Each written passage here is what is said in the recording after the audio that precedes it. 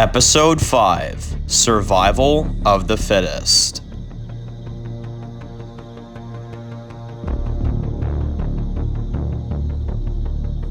It's the middle of the night. We see 4 deadheads are eating a deer. We then see a man running through the woods. He looks terribly dehydrated and he falls to the ground. He's on the ground and he looks like he wants to give up. He then sees the deadheads are walking up to him and he panics. He pulls out his gun and shoots one of them, but then he is out of ammo. The other 3 are about to feast on him, but then out of nowhere, they're all stabbed in the head by a fearless woman.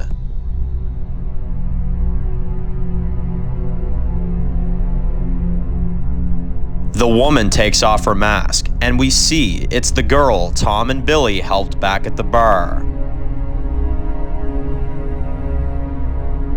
She looks at the man and says, "Are you okay?"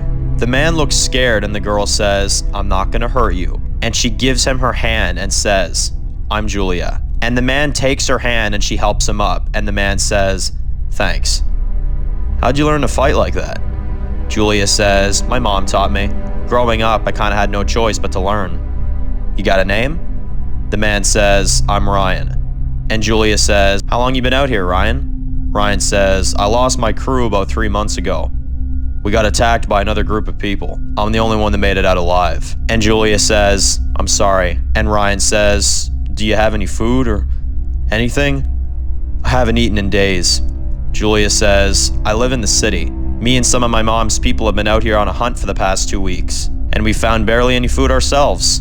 And Ryan asks, "Look, I don't want to ask too much, but is it possible I could come back with you?" Julia says, "Well, I'd have to talk to my mom about it, but for now, let's get you back."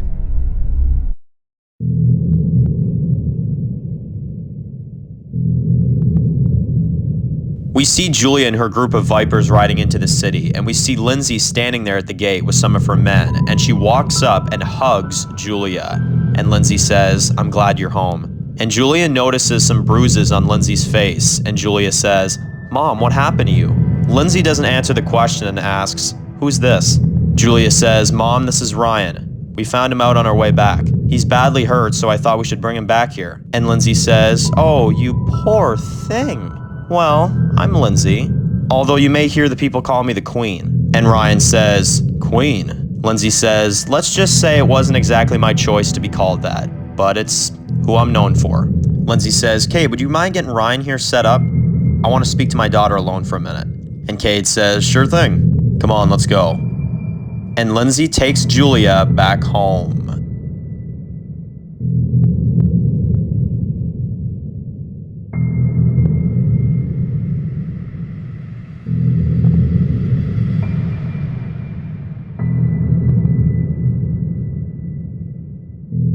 Lindsey gets Julia some clean clothes, and we see them at home, and Julia walks out, and Lindsey says, "So you find anything out there?"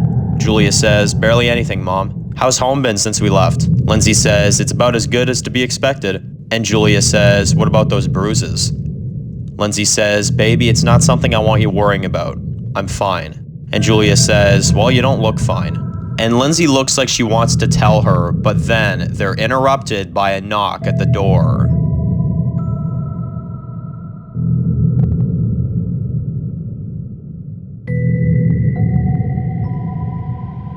It's Steven. We reveal he's back, and Lindsey says, "Oh my God, you're alive? Where's everyone else?" He looks kinda nervous and doesn't look like he wants to answer, but he says, "We need to talk about Miles."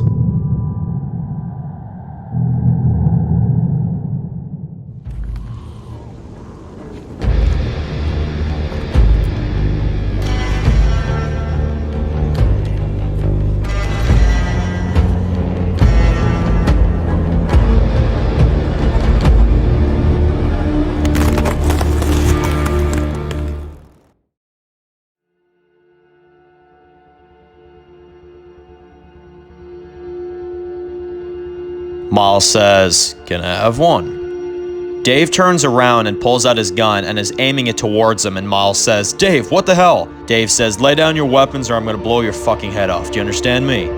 Miles says, "Yes, of course." and he puts his 2 swords down and Dave says, "Hands up." Miles is listening and Dave says, "Keep your hands up. Get in the car. Go!"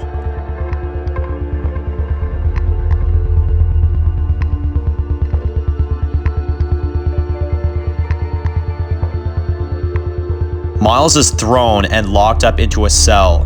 Dave opens up the door and says, "Why'd you come here?" Miles says, "Dave, please man, I've been with you since the start." Dave says, "That doesn't matter. You came in here and you tried to kill these people." Miles says, "Yeah, you used to make me do the same damn thing. Remember Suburban Estates? Huh? Who sent who there?" Dave looks frustrated and Miles says, "You've changed, man. And not for the better." Dave says, "Yeah, so have you. So in the spirit of this discussion that we're having right now, let's stop talking about who's changed more than who. And let's start talking about what we can change."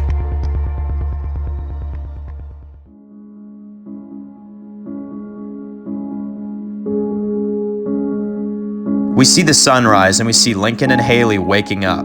And Lincoln is putting on a new shirt and says to Haley, "I'm going to a meeting today at 12. Dave is having a big meeting to discuss the infiltration on the Vipers." Haley says, "Okay. Hey, I gotta ask. This place, these people, are we staying?"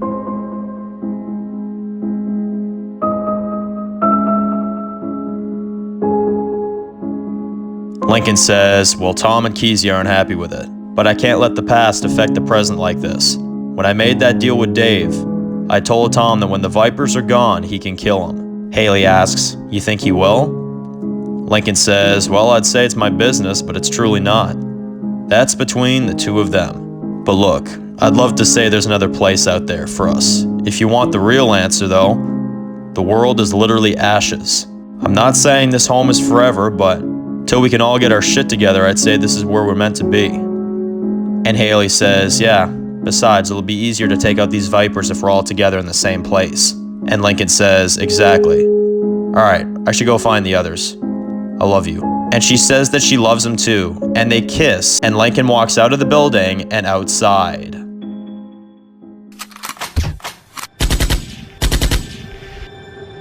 Lincoln walks outside and we see some target practice going on. We see Roger nails all of his shots and the instructor is saying, "Nicely done, Roger." We see Luke walk up to the soldiers, and Roger takes a break and walks off for a sec. Then, all of a sudden, Roger recognizes Luke.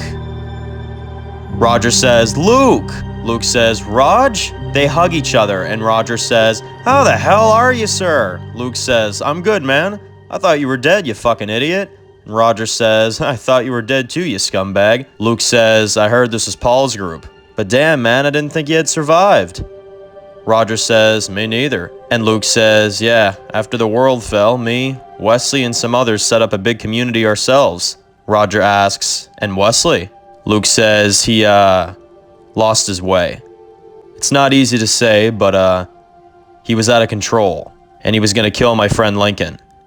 And I killed him before he killed him." And Roger says, "Damn, man. Sorry I had to do that shit." And Roger says, "It's in the past now." And Roger says, "Well, it's so great to have you here, brother." And then we see the instructor says from a distance, "Hey, Bert, Ernie, up here." And Roger says, "Sorry, sir." We see the instructor walk up to them and Roger says, "Luke, this is our instructor, Clay. Clay, this is my best pal, Luke." Clay shakes Luke's hand and says, "Great to meet you, sir." And Roger says, "Me and Luke go back since junior high." And Clay says, "Well, Luke, let's see what you got." And he hands him a machine gun, and Luke aims to the target and nails all the shots. And Clay says, "Very impressive there, soldier."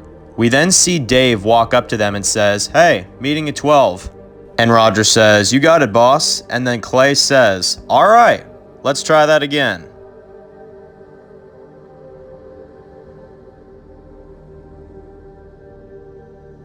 We see Haley putting a new shirt on. She opens up one of her closets and we see a bunch of guns someone appears to have stored inside, and she looks kind of suspicious. But she closes it back up and decides to keep it in there in case she'll ever need them.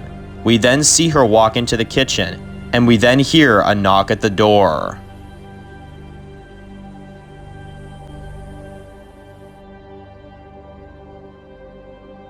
She opens up the door and we see Dave says, "Hey, just wanted to ask you if you come to the meeting at 12. I'd like to have everyone there." Haley says sure, and then Dave walks away. We then see Dave walking the streets on his way to the meeting, and he sees Kezia and Blake walking by, and he asks, "Can one of you get my prisoner and bring him to the meeting room? We're gonna need him." And Blake says, "All right, you got it." And Dave walks away and says, "Thanks," but Kezia gives him a mean look.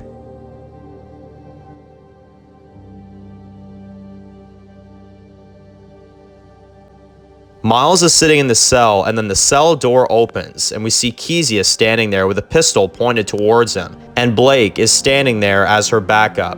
Kezia says, "On your feet, it's time to move." And Miles says, "Please, sweetheart, I'd love to just talk to Dave." Kezia says, "Well, I report to Mr. Miller." "And that means you're reporting to me, pal." And Miles says, "Where are we going?" Kezia says, "Well, Dave's little bitch is gonna give us the information that he promised." Miles says, "I came here to help you people. And so far I've been knocked out, interrogated, and held at gunpoint. I get it, but please just let me speak to Dave." Kezia says, "Okay. Blake, take my man there out of his cell. He tries to resist, take a finger if you have to." Miles says, "Please, bitch. I could take you down so fast it would make your head spin." Kezia says, "How would you do that after I put you down on your ass?" Miles laughs, and then Blake puts a bag on his head, and they take him to go see Dave.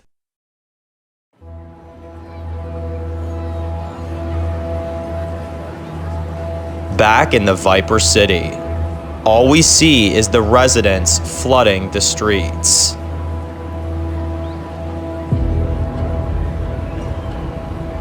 We see Lindsey guarded by Vipers walking through the streets, and we see the people are trying to get her attention, but the Vipers keep telling the residents to back off, and then someone throws a rock and it hits Lindsey in the head and she falls to the ground. The Vipers take her and push her through the crowd till she gets inside the throne room.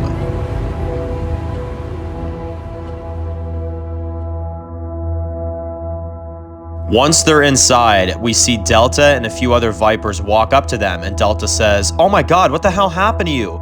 Cade says, "Residents are getting angry. The outlaws killed a lot of our fighters, and the families want justice for that." And still nothing from Miles. Delta says, "Well, we need to stop this. It's getting too dangerous to even go outside anymore." And Cade says, "Well, till we get this under control, we should keep the Queen safe here." And Lindsey says, "My daughter." Cade says, "We've got sergeants at your place right now keeping her safe till the crowd gets under control." Delta says, "No, you control the crowd. I'll worry about what's going on in here. And for God's sakes, make sure she doesn't get another hit to the head." Cade looks super pissed and walks away.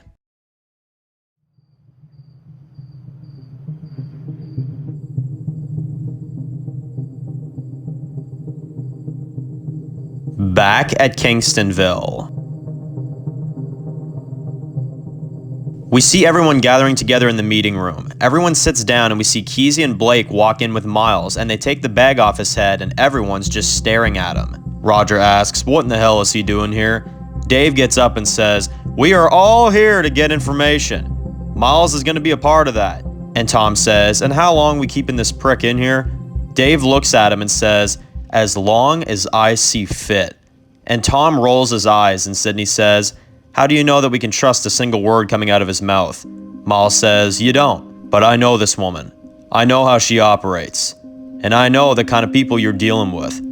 Roger says, "So? Tom has a point. Why should any of us listen to a damn word he has to say?" Miles looks at everyone and says, "When I first found Dave, it was at the very beginning of this thing. We traveled for almost a year, and for a while, he was the only friend I had. We thought for a while we may be the last people left in the world. And when the Vipers found me, I was hurt. They took me in, saved my life, but I knew they wanted something from me. And I listened because they made sure that I felt like I owed them. So I killed for them, just like I did for Dave before. But one of them already told her I'm dead, and I'm not going back. There's one side I'm on, and that side is yours. After this ends, you want me gone, dead, tortured, so be it. But let me say it again. I'm on your side, and I'm here to help you win." Dave looks at him and says, "Okay, so where is she?" Miles says, "Lindsey and about 500 Vipers are set up in the city about 80 miles away from here." Lincoln says, "Washington? They took it over?" Miles says, "Part of it, yeah. But one of the many things I knew with being a sergeant is that there's plenty of ways that we can get in without anybody noticing. Dave says, and the others? Mal says, she's got 6 outposts around the area. Luke says, and how many in each outpost? Mal says, usually the number is around 40 to 50 per outpost, but it varies. The closest one to here is about a 30-minute drive from here. And Dave asks, where is it? Mal says, it's an old power plant. They're pretty stocked with guns and ammunition, however, with enough of us, we can get in. And Dave then looks over at Lincoln and says, what do you think, Mr. West?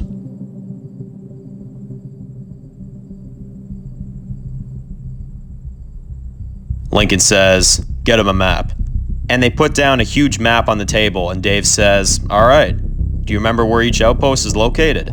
Mal says, the Queen always makes sure that we know everything and where everything is, so yeah, I can show you exactly where they are. And we see him highlighting all 6 locations on the map, and Lincoln looks at it and shows it to Dave, and Lincoln says, so this power plant, how do we get in? They give Miles a pencil and a paper, and he draws them the layout of this place, and Blake then says, so how do we get in?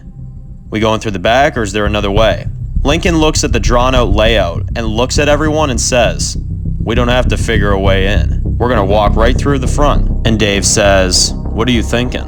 Lincoln says, I've got a plan. And Dave looks at everything they have here and says, all right, it's settled. We hit it tonight.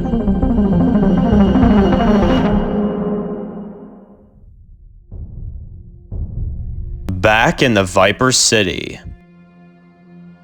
We see people still walking the streets, and we then see Lindsey sitting inside of her throne room, and she says to Delta, this isn't gonna stop. And Delta says, look, my queen, the people are frustrated. A lot of our people have died, and these people, your people, are scared for their lives. And Lindsey looks kind of suspicious and says, maybe. Or maybe there's something else going on here. And Delta says, well, what do you suppose it is, my queen? Lindsey says, I don't know. But I know one thing, I'm getting home to my daughter. And Lindsey starts walking towards the exit. And Delta grabs her and says, Lindsey, you can't go out there, it's too dangerous. And Lindsey looks at her with a mean look and says, take your hand off my shoulder. And Delta backs off, and Lindsey goes back outside, and she's trying to make it home to check on her daughter.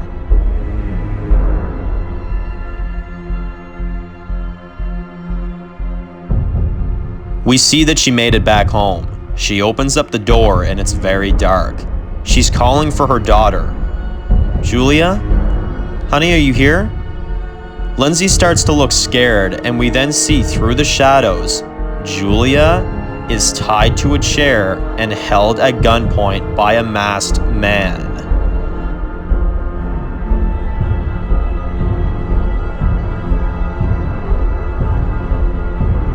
The man points the gun to Julia's head, and we see Julia shaking and is whispering, Mom? And Lindsey looks scared and says, please don't hurt her. The man says, lay down your weapons. And Lindsey drops them and says, you're angry. I get it. But please, please don't hurt her. Please. It's me you want, right? And the man says, you think this is about the outlaws? No. We've been watching you for a long time, Lindsey. You're not fit to run this place anymore. There's been a hit out on you for a long time. And Lindsey says, please, just put the gun down. Please, we can talk, please. And the man says, do you think I'm in this by myself? A lot of people want you dead, Lindsey. And now, they're finally gonna get what they want. And he points the gun towards Lindsey and fires. She ducks and the bullet breaks a window. Lindsey then tackles the man to the ground and drops the gun across the room. Lindsey's trying to strangle him, but he then kicks her to the ground. She gets up and they're knocking everything over as they're fighting, and a lantern drops and sets the place on fire. They're still fighting, but we see Lindsey is reaching for her knife on the ground. She manages to get it and slices the man's throat open, and he bleeds out and dies. As the building is now starting to burn, we see Lindsey then rushes to her daughter and cuts the rope with her knife, and she and Julia try to get out together as her home is burning down.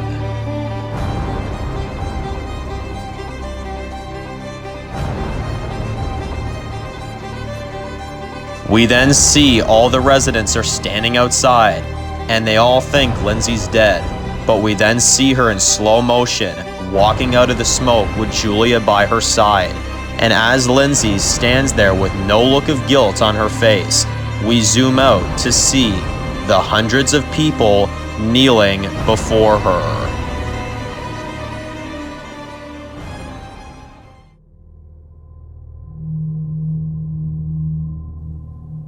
About 25 miles out of Kingstonville, we see 4 military trucks parking their vehicles just outside of an old farm, and Lincoln's people and Dave and his soldiers all step out of their vehicles.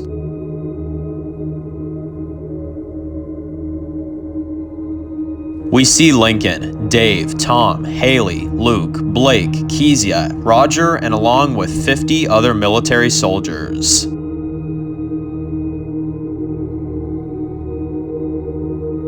Lincoln sits down and is loading his guns up, and Dave walks over and asks, "You think this plan's gonna work?" Lincoln says, "It should, and if it doesn't, you know what to do." Dave says, "It's probably a good thing we let Sydney hang back. Check out the rest of the places on the map."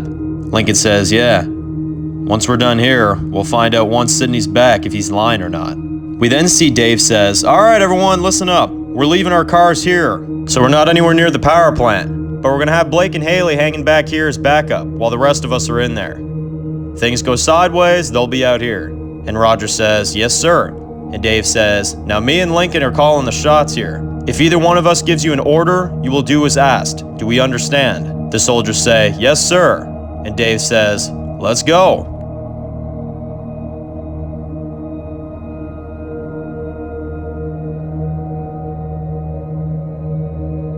We see the power plant all lit up at night. We see 2 men on guard as we zoom up the hill, and we see Dave and the rest of our group getting ready for Lincoln's signal. Dave and the rest are all up the hill, and the military is getting into position, and Dave lights a smoke as they wait. Tom says, "Give me a drag, fuckhead." And Dave lets him have a puff, and then Roger says, "He's here." And Dave puts out the smoke and pulls out his gun.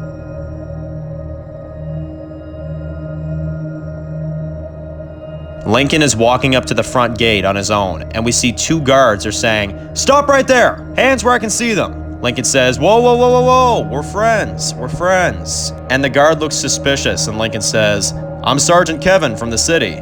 Me and my people were ambushed by those pricks called the Outlaws. It's only me now, and I'm just trying to get back home, that's all." And the guards lower their guns, and guard 1 says, "Oh damn, sorry man. We didn't know. Open it up." Lincoln walks in, and guard 1 says, "Glad we found you, Sergeant. We don't need another sergeant falling." And Lincoln says, "Thank you." And guard 1 says, "It's my pleasure. If you want, we'll get you set up with a car and some supplies for your travel back." And Lincoln says, "That would be great. Thank you." And then the 2 guards start walking away, and Lincoln walks up behind one of them and sticks a knife right in his back, and he falls. The other Viper says, "What the?" Lincoln then shoots him with a silenced pistol.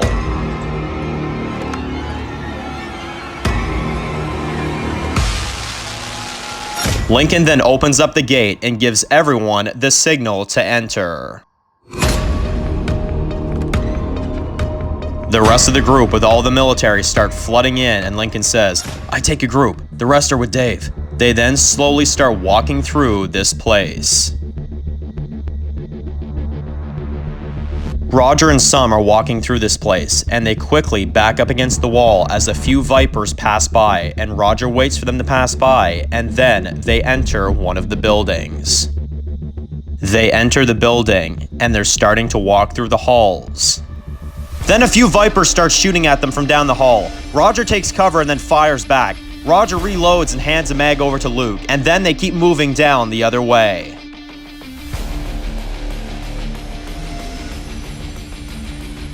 Back with Lincoln's group, we see them running through the streets. They open fire on 8 Vipers, and then they enter a building. Lincoln says, "Me and Tom go to the top floor into the armory. The rest of you, kill every last one of these murderers. Now go!"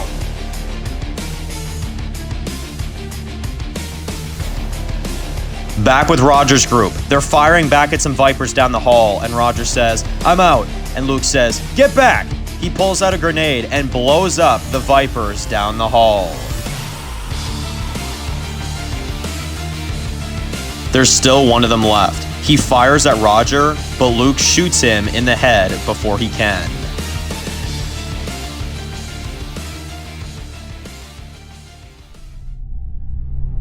Back with Blake and Haley. They're sitting in the car, and then they hear gunshots from not too far. Haley looks a bit freaked out, and then Blake says, "Wait, you hear that?" They hear the sound of like someone walking through the woods. Blake says, "You stay here. I'm gonna go check that out." Haley says, "What is it?" Blake says, "I don't know, but if it's the Vipers, we can't let them get to the power plant. They could mess this whole thing up." And Haley follows behind him. We see Blake and Haley dip into the woods, and they see fresh tracks in the snow. Haley says, "You were right. Someone's definitely been here." And Blake says, "The tracks go this way." They keep following the tracks, but then the trail goes cold. A Viper comes out of the woods and swings at Blake. Blake ducks, and then Haley gets knocked in the head and she falls to the ground. Blake tries to swing at him, but the Viper sticks a knife into Blake's arm. Blake screams out in pain, and then as Haley is trying to get up, the Viper pushes her down the hill and into the river. Haley falls into the water and she's trying to swim out, but she then gets pulled under the water by a deadhead. She's struggling with this deadhead, but she ends up taking out her knife and stabbing it in the head with enough effort. She then, with enough effort, gets out of the water, and by the time that she makes it back up the hill, Blake and the Viper are gone. Lincoln and Tom are running through the halls, and Lincoln says, "The door down there on the right, that's where he said they'll be." And they then run to the armory. There's a Viper in there. He takes a swing at Lincoln and Tom blocks him, but then the Viper pushes Tom off of him. The Viper looks at them both and says, "Well, I want to thank you for everything you did here tonight. Now thanks to you, I don't have to lead these assholes anymore. And I get to kill the outlaw himself." He takes a swipe at Lincoln, but Tom gets in the way. The Viper then knocks Tom to the ground, and when he turns around, Lincoln starts bashing his head in. Tom gets up, and Lincoln won't stop crushing the Viper's head in. Tom says, "Lincoln, stop!" He's dead. Lincoln and Tom take a few guns each, and Lincoln walkies Roger and says, "We got the guns. Let's end this." And Roger says, "Copy that."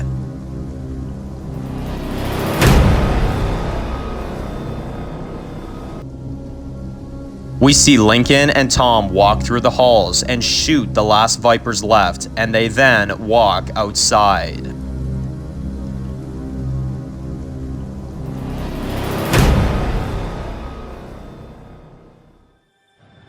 We see it's now the next morning. Everyone walks out, and we see the dead bodies everywhere as they then look relieved. We see everyone gathering up the guns and the food and supplies from this place, and they go back and check on Blake and Haley.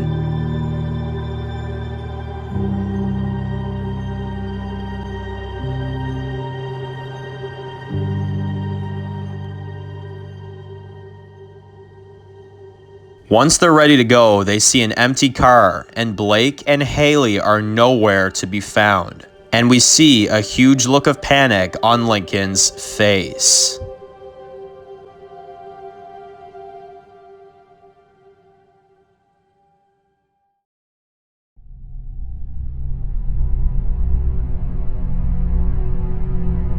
Three hours ago.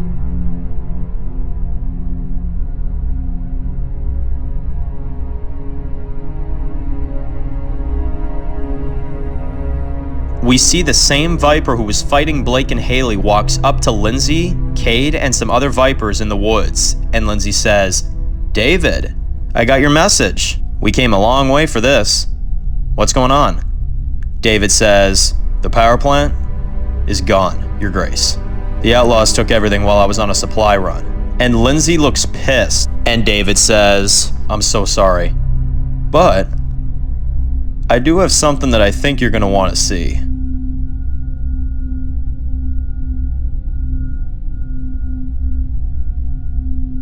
We then see Blake tied to a tree and covered in blood. Lindsey walks up to him, and David tells her, "This is one of the outlaws themselves." And Lindsey looks at Blake, and we see he's shaking, but he says, "You're the bitch who killed my friends." And Lindsey starts laughing and says, "Well, what goes around comes around." And Blake says, you crazy bitch." Lindsey says, "Crazy? You want to hear crazy? The world as we know it. Then one day, people die. They come back and rip your face off for a midnight snack. Crazy is taking out a bunch of people at a factory when they never bothered you. Oh, crazy is my daughter being held hostage by a man who wants me dead. That's crazy. But this isn't crazy. No. This is survival of the fittest. And only the strong survive. But right now, we have to take care of the weak." We then see them light the tree on fire. All around me are familiar faces, worn out places, worn out faces. As we watch Blake burn alive, and he's screaming at the top of his voice. Going nowhere, going nowhere.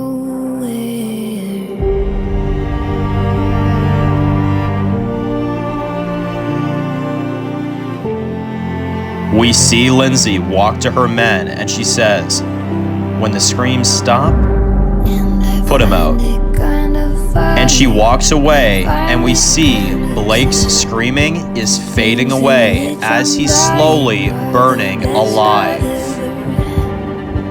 find it hard to tell you, I find it hard to take when people run away. We see Cade looking at this, and once Lindsey walks far enough away, we see a few Vipers walk up to Cade, and one of the Vipers asks him, "So what's next, Cade?" Cade says, "Well, we tried the riots. It didn't work. So now, I'm gonna have to take care of her myself."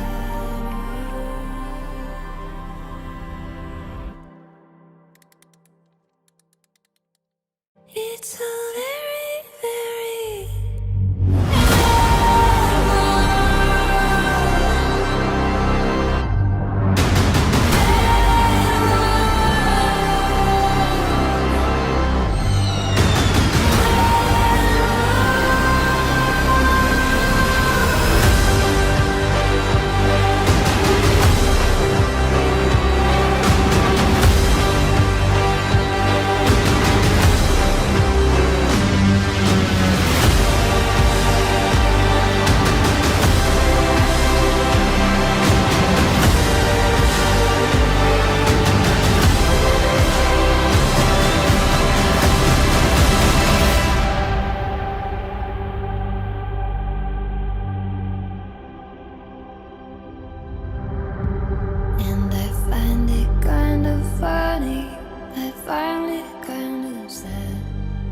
dreams in which I'm dying are the best I